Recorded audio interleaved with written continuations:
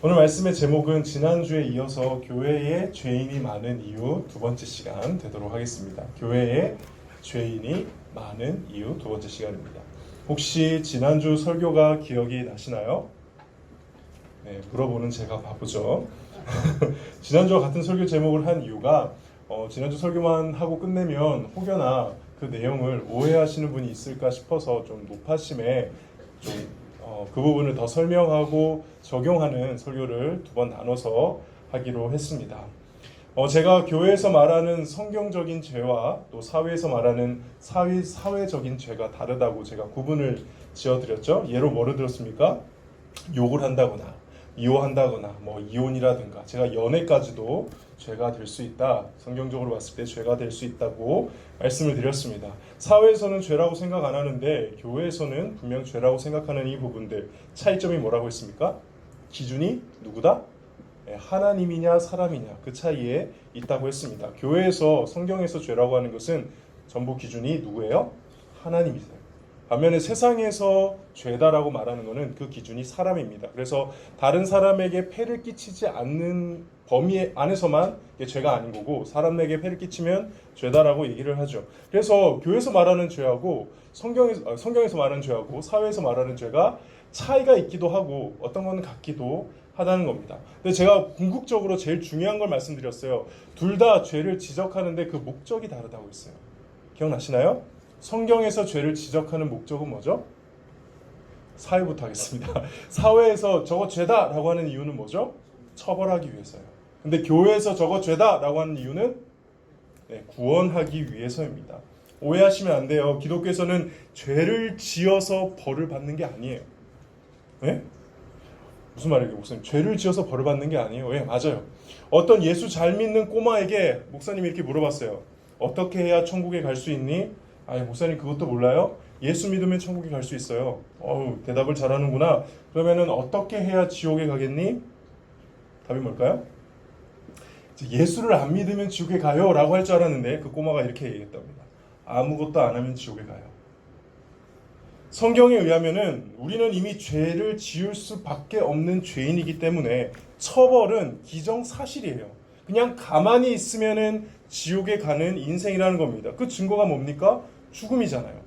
죄를 안 지었는데 우리가 왜 죽어야겠습니까? 왜 다들 죽음을 싫어하고 죽음을 슬퍼하고 당하고 싶어 하지 않는데 지금 이 코로나 바이러스가 나는 이유에서 공포를 느끼는 이유가 뭐예요? 이것 때문에 죽을까 봐 그런 거잖아요.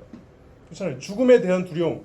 당신은 사랑받기 위해 당신은 죽기 위해 태어난 사람. 당신의 삶 속에서 그 죽음 보고 있지요. 이게 맞지 않나요? 근데 이게 맞아요, 실제로. 저와 여러분들은 이런 세상에서 살고 있기 때문에 하나님이 되겠다고 하나님께 반역해서 살았던 그 아담의 후손이기 때문에 우리가 굳이 그거 죄하라고 가르쳐주는 이유가 처벌하는 게 아니에요. 가만히 있으면 처벌받을 건데 뭐 하려고? 그러니까 우리가 죄를 지적하는 것은, 죄를 이야기하는 것은 처벌이 목적이 아니라 뭐라고? 구원이 목적이라는 거예요. 기독교는, 교회는 죄를 이야기할 때 이것을 절대 잊으시면 안 돼요. 남을 손가락질하고 비난하고 혐오하기 위해서 죄를 이야기하는 종교가 절대 아니라는 것입니다. 이건 예수님의 모습만 봐도 너무 명확히 알 수 있습니다. 예수님 주변에 얼마나 많은 죄인들이 있었습니까? 몰라요?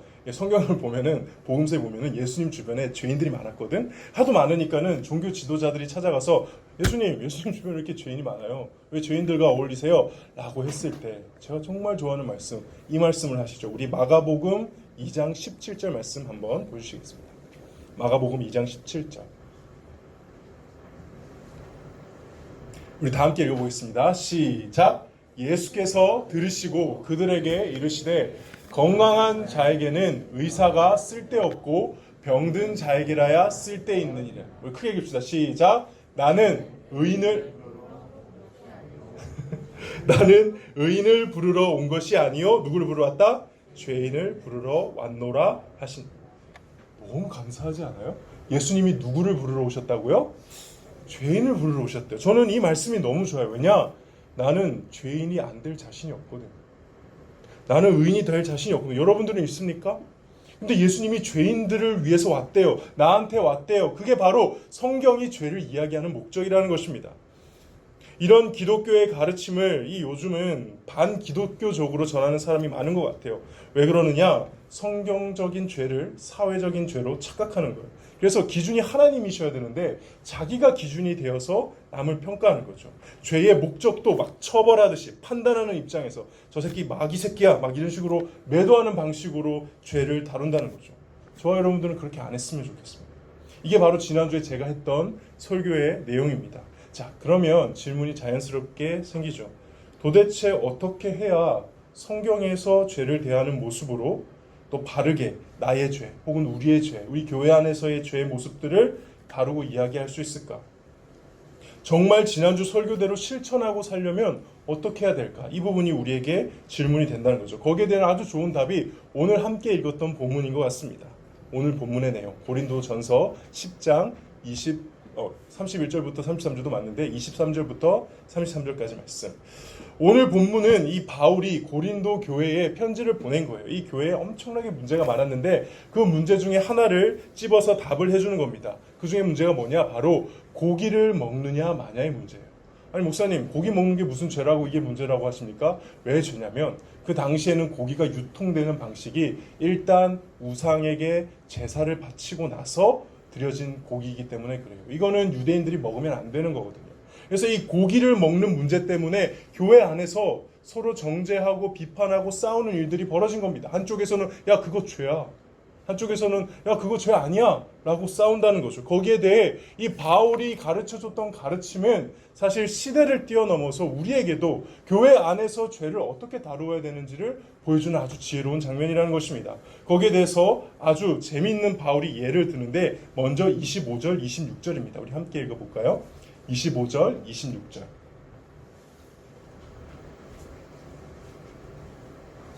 우리 주보를 보고 읽겠습니다. 25절 26절 시작. 무릇 시장에서 파는 것은 양심을 위하여 묻지 말고 먹으라.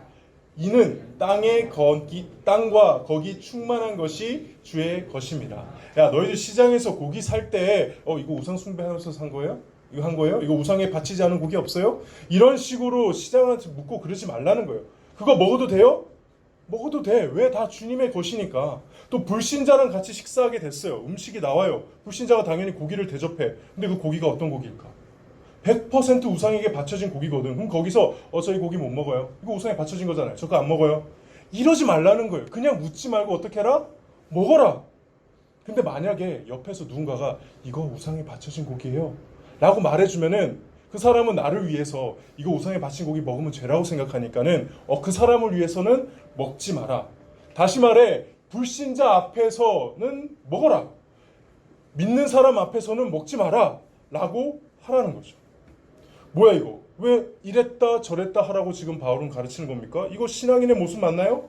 예수 믿는 사람이 이래도 됩니까? 이거 신앙 없는 사람이 줏대 없이 여기저기 타협하는 거 아닌가요? 만약에 그렇게 생각되신다면은 여러분도 오늘 이 바울의 가르침에 주목하셔야 돼요.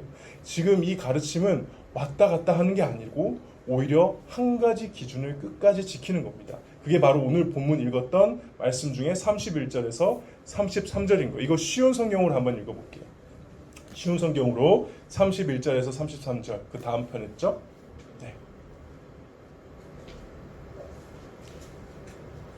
네, 시작.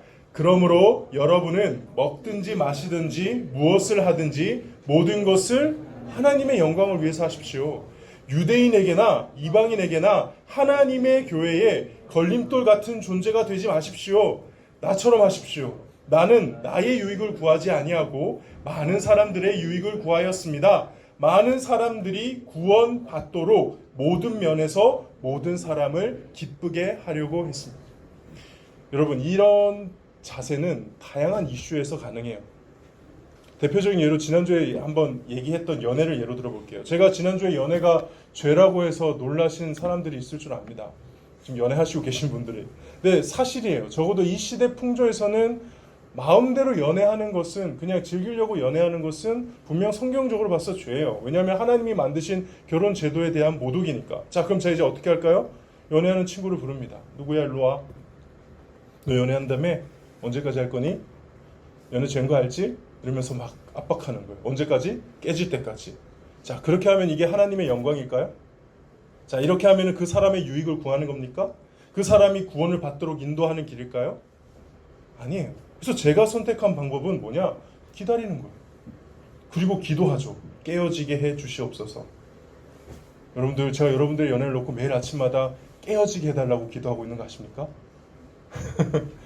단서가 있어요. 정말 하나님이 예비하신 좋은 배우자가 아니면은 시간 낭비하지 않고 상처받지 않고 아름답고 좋게 깨어지게 해주시옵소서. 이렇게 기도하고 있어요. 그리고 최대한 연애를 한다면은 잘할 수 있도록 조언을 해줘야겠죠. 그리고 그렇게 얘기하는 것이 바로 오늘 이 말씀대로 하고 싶어요. 야, 너 하나님께 영광이 되는 연애가 되길 바래. 너에게도 진짜 유익이 되고 그 사람도 유익이 되는 연애가 되길 바래. 그리고 네가 그 사람을 구원할 수 있는 연애가 되길 바래.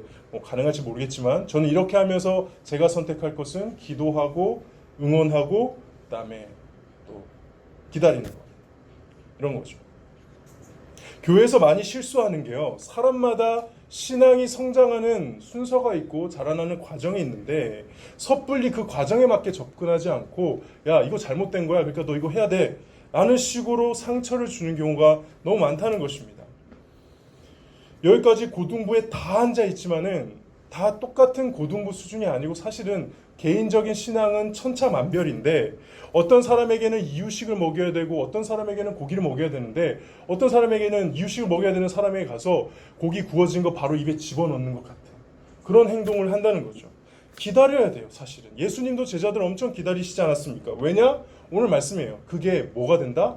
하나님께 영광이 되기 때문에. 그래서 오늘 이 바울이 했던 조언은 타협하라는 말이 아니라 이랬다 저랬다는 말이 아니라 그것을 너그럽게 바라보고 기다리면서 그를 기도하고 응원하라 그런 말씀인 겁니다. 그래서 모든 사람에게 유익이 되도록 행동하고 궁극적으로 정말 그들이 구원받기를 바라는 마음으로 죄에 대해서 이야기를 하라는 거죠. 그러니까 나는 사실 고기를 먹는 게 전혀 죄라고 생각하지는 않지만은 저거 고기 먹는 거 죄야 라는 사람이 옆에 있으면은 굳이 그 사람의 상처가 되지 않게 마음이 힘들지 않게 내가 오히려 배려를 해주는 것입니다. 야, 잘 들어. 그거 율법주의야. 죄야. 왜 그 하나님의 모든 것은 하나님 것인데 고기 먹지 말라 그래. 그렇고 싸우지 말라는 거죠. 아, 이 부분은 연약할 수도 있겠구나. 내가 기도하면서 부딪히지 않고 이분을 위해서 기도해야겠다. 바로 이게 교회 안에서 나오는 모든 죄 문제를 다루는 아주 중요한 방법이라는 것입니다. 말씀을 정리할게요. 교회는 죄를 다룰 수밖에 없습니다. 저는 이 설교 강단에서 죄를 얘기하지 않고 그냥 여러분들 다 좋아요라고 말할 수 없는 목사입니다. 왜냐하면 성경은 죄를 이야기하기 때문이죠. 근데 죄를 얘기하지 않고 어떻게 구원을 말할 수 있겠습니까? 죄를 얘기하지 않고 죄인임을 말하지 않고 어떻게 우리가 용서받을 수 있겠습니까? 기독교의 구원은 자신이 죄인이라고 인정하는 사람에게 주어지는 은혜이기 때문에 저는 계속 죄를 얘기할 겁니다. 근데 어떻게 해야 된다고요? 어떻게 해야 된다고요? 네, 하나님의 말씀대로 해야 돼요. 오늘 말씀대로 영광이 되게, 하나님의 영광이 되게, 교회에 하나님께 나아가는 것이 걸림돌이 되지 않게 많은 사람의 유익을 구하며 결국 그 사람이 구원받고자 하는 마음으로 우리는 이 죄 문제를 다루고 얘기해야 된다는 겁니다. 작년이네요. 여름 수련회 때 여러분들 기억나시죠? 제가 정말 한번 화가 났던 적이 있었던 게 뭐냐면 졸업생 중에 한 친구가 이렇게 중간에 수영장 왔다 갔다 하는 그 버스 안에서 뒤에서 아실 거예요. 담배를 피웠어요. 수련회마다 항상 담배 문제가 나죠. 그게 항상 고민이긴 한데 그래도 보통 담배를 어떻게 펴요? 숨어서 피거나 화장실 간다 그러고 피거나 그러는데 버스 안에서 학생들끼리 다 있는 곳에서 갔다 오는 중간에 그 뒤에서 담배를 폈다라는 것은 아무리 생각해도 내 입장에서는 나를 되게 모욕 주는 거라고 느꼈어요. 그래서 제가 그 얘기 딱 이렇게 연락을 딱 듣자마자 바로 반응이 솔직하게 이랬어요. 이 새끼가 진짜 이게 딱 나오는 거예요. 그리고 내가 너무 화가 나가지고 바로 그 부장님께 지금 애 한 명 보낼 준비해 주십시오라고 하고 가서 완전 박살을 내려고 준비하는데 그래도 마지막에 그래도 목사인데 하나님께 물어봐야 되잖아. 기도해야 되잖아. 기도를 하는데 하나님 어떻게 해야 되죠? 그러니까 꼭 그럴 때는 명확하게 말씀을 마음에 주시. 품어라. 하나님, 딴 건 모르겠고 이건 아니지 않습니까? 이런 인간 얘 확실히 한번 잡아야 되지 않습니까? 품어라. 아니 왜요? 네가 나를 그렇게 모욕했을 때도 나 그렇게 품었다고. 그냥 품으라. 그게 너무 사실은 내가 그때 전체 앞에서 막 얘기한 다음에 용서하기로 했다, 품기로 했다라고 말했을 때도 사실 나 솔직히 말하면 내 진짜 용서 안 했었어요. 너무 힘들어. 근데 시간이 지나가지고 이제 졸업하게 됐고 나중에 결국은 다 잘 풀렸죠. 그 친구도 응원해서 지금 좋은 대학교 가게 됐는데 그 다음에 올해 이제 수련회를 준비하는 과정 가운데 우리 친구 한 명이 와가지고 목사님 저 담배 끊었어요. 그리고 또 지금 아직 담배를 끊고 있는 친구가 와가지고는 이번 수련회 가서 담배 안 필 거예요. 내가 먼저 얘기를 안 했는데 그렇게 하는 거예요. 제가 그 말을 듣는데 정말 울컥하더라고요. 그리고 그때가 떠올리면서 이게 하나님의 방법인가? 내가 그 자리에서 야 너 담배 피는 이런 야 막 그러면서 막 할 수도 있지만은 그렇게 하지 않고 오히려 계속 품고 인내했을 때 여러분들 스스로 안에서 행하시는 하나님께서 여러분들을 변화시키는 것을 보는 게 이게 교회 방법인가? 이걸 깨닫게 되더라고요. 여러분들 이제 시작했죠. 벌써 한 달이 지났어요. 이 평화교회 고등부 안에서 살다 보면은 같이 지내다 보면은 이해 안 되는 거에 화가 날 수도 있어요. 왜 쟤 저렇게 행동하지? 왜 저런 잘못을 저지르지? 왜 목사님 아무것도 조치를 안 취하지? 왜 저런 인간이 교회 안에 있지? 이해가 돼요. 저도 그런 마음 품었는데 근데 오늘 우리 이 방법에 같이 한번 순종해 봅시다. 뭐냐? 내가 어떻게 하면은 하나님의 영광이 되게 이 죄 부분을 저 친구와 다룰 것인가? 내가 어떻게 하면은 저 친구의 유익과 우리 공동체의 유익을 위해 이 부분을 놓고 문제를 해결할 것인가? 가서 지적하고 욕하고 비판하는 거는 누구나 할 수 있어요. 그건 세상의 방법이에요. 세상이 죄를 처리할 때 하는 방법이에요. 우리는 근데 그게 아니에요. 우리는 예수님의 방법, 말씀의 방법으로 가야죠. 어떻게 하면은 저 친구가 구원을 받을 수 있는가? 우리가 이렇게 2020년 평화교회 고등부가 우리 안에 존재하는 많은 문제들 혹은 죄의 문제들 또 실수하는 부분들 서로에 대한 갈등들 그 부분들이 이렇게 해결이 되었으면 좋겠습니다. 이게 우리의 기준이 되기를 바랍니다. 어떻게 하는 것이 하나님께 영광이 될까? 어떻게 하는 것이 우리 공동체의 유익이 될까? 어떻게 하는 것이 그 친구가 구원을 받는 것일까? 함께 고민하며 2020년 하나님께 올려드리는 저와 여러분이 되기를 주님의 이름으로 축복합니다. 이 모든 것을 행하시는 하나님을 찬양하며 나아가겠습니다.